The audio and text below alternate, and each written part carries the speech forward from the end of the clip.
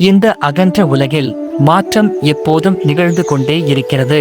ஒரு நாள் மகிழ்ச்சியிலும் இன்னொரு நாள் துக்கத்திலும் நாம் மாட்டிக்கொள்வோம். ஆனால் நீங்களோ நானோ நமக்கு நடக்கும் இவற்றின் பின்னால் இருக்கும் காரணத்தை உணர்ந்திருக்கிறோமா? அர்ஜுனன் ஒரு தற்கொலை வீரன். தன்னுடைய திறமைகள் மூலம் அனைவரையும் வென்றவன். சமீபத்திய போரில் வெற்றி பெற்று மக்கள் மத்தியில் சிறந்தவன் என்று போற்றப்பட்டான். மக்களின் உற்சாக குரல் அவரது மனதை உயர்த்தியது. அவனுக்கு இதற்கு பிறகு துன்பம் எதுவும் வராது என எண்ணினான். ஆனால் வாழ்க்கை ஒரே ஒரு நிறத்தில் மட்டுமே விளங்குவதல்ல.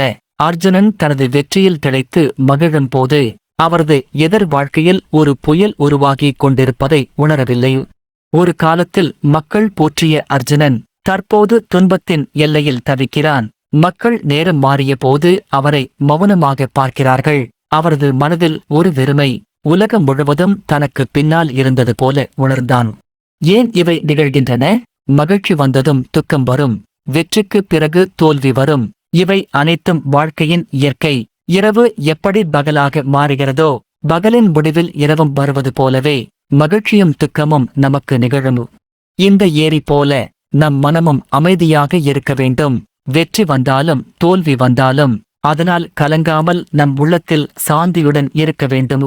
அர்ஜுனன் இறுதியில் வாழ்க்கையின் இருமுகத்தை புரிந்து கொண்டான். வெற்றியும் தோல்வியும், மகிழ்ச்சியும் துக்கமும் வெறும் தற்காலிக உணர்வுகள்.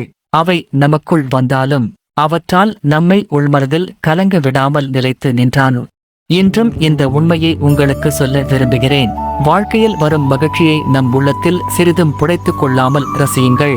துக்கத்தை தாங்குங்கள், அச்சமின்றி. சூரியன் உதிக்கிறது, மறைகிறது, அதுபோல நம் வாழ்க்கையின் எல்லா தருணங்களும் வந்து செல்லும். வாழ்க்கையின் இருமுகங்களுக்குள் நீங்கள் நிலைத்திருக்க வேண்டும். நீங்கள் சமநிலையை கற்றுக்கொண்டால் எதுவும் உங்கள் அமைதியை குலைக்காது. இதுவே அறிவு, இதுவே நம் நித்தியமான உணர்வு. அமைதியில் நிலைத்து இருங்கள் நண்பர்களே. வாழ்க்கையின் எதுவும் உங்களை சிதைக்க அனுமதிக்காதீர்கள்.